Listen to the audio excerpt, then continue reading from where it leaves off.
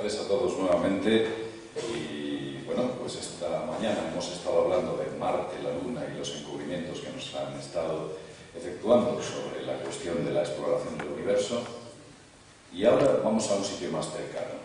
Nos vamos a nuestra Tierra, e incluso tan cercano como profundo. Nos vamos al centro de la Tierra. Decía Gandhi, una frase muy curiosa, decía que la verdad, aunque esté en minoría, sigue siendo la verdad.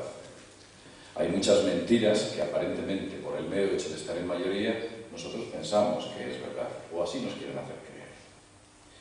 Existen importantes dogmas e importantes axiomas que a lo largo de la historia se han ido derrumbando, porque el paso de los tiempos ha hecho que esas pequeñas minorías o verdades en minoría pasen a ser grandes verdades en mayoría.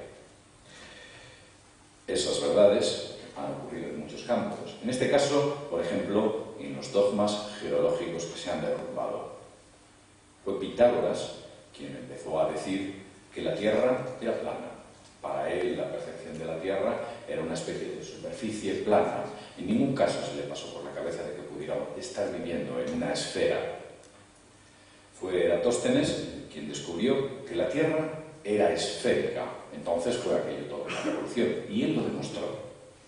Más posteriormente, fue en el siglo I, cuando Plinio el Viejo demostró nuevamente y asentó esa idea.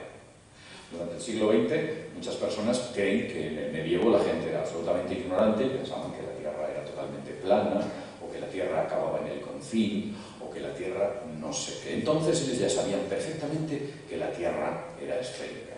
El problema que tenían, que no tenían unos medios de navegación suficientemente adecuados como para poder llegar al otro lado del charco, por decirlo de alguna manera.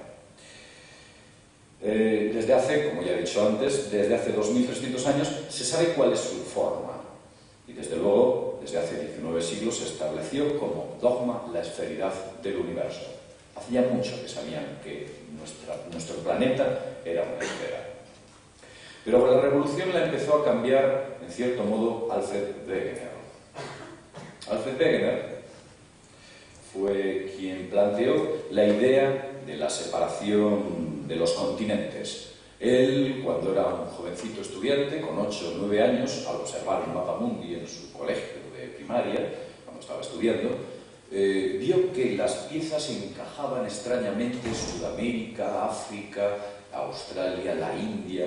Él se dio cuenta de que aquello parecía que se había movido, que se había desplazado. Esa es la idea. Y esa idea se la sugirió a su profesor. Su profesor se reía de él.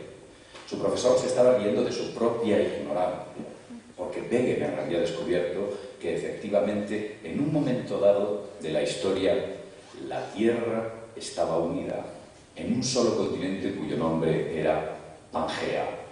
Esa era la teoría que Alfred Wegener descubrió. Pero Alfred Wegener pensaba que las placas tectónicas se desplazaban. Posteriormente veremos como quizás lo que no se esté desplazando sean las placas tectónicas, sea otra cuestión. La comunidad científica a principios del siglo XX se reía, como ya he dicho, cuando Wegener comenzó a promulgar esta idea ya con una edad madura, y desde luego hoy en día esa cuestión de la que se estaban riendo es una idea totalmente asentada.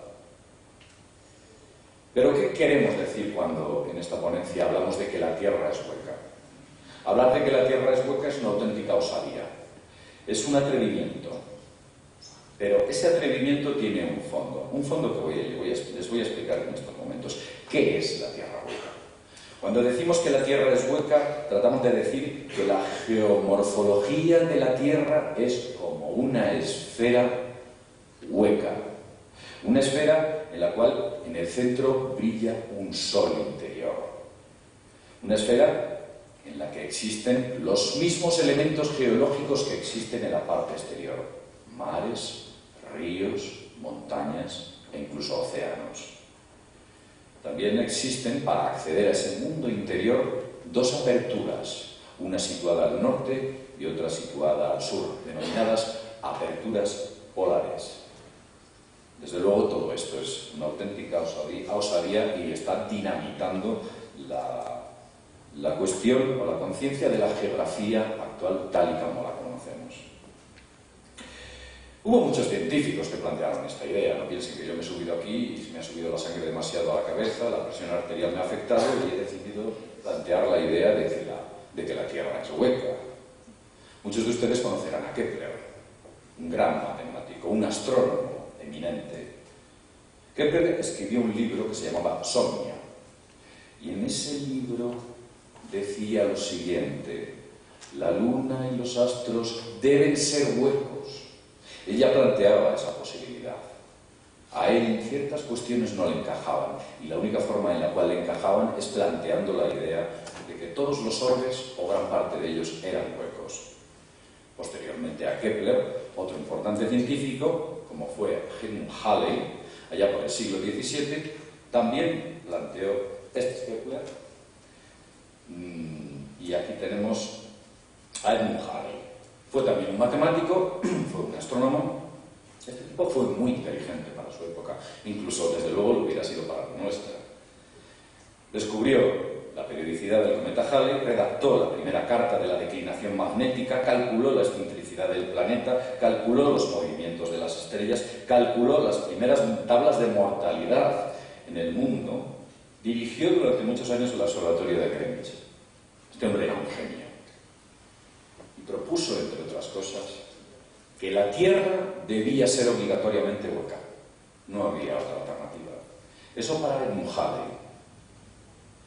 Había más gente a posteriori que planteó esta misma idea. Tenemos aquí a Euler. Leonhard Euler. También, como los dos anteriores, matemático y astrónomo. Vivió en el siglo XVIII y planteaba la idea de que la Tierra tenía que ser obligatoriamente hueca. En ningún caso puede ser maciza la Tierra. No le cuadraban los datos, no le cuadraban esas ideas. Hubo más. Sí, John Leslie, también un importante científico e investigador allá por el siglo XVIII y XIX, planteó que la Tierra tenía que ser hueca. Y en el siglo XX, dos importantes científicos, de los cuales he hablado esta mañana, como fue Bassin y Servakov, planteaban de que la Luna debía ser hueca, de que la Luna no era un cuerpo macizo, y como a ellos geológicamente no les cuadraba, incluso propusieron o proponían de que la Luna era un cuerpo artificial.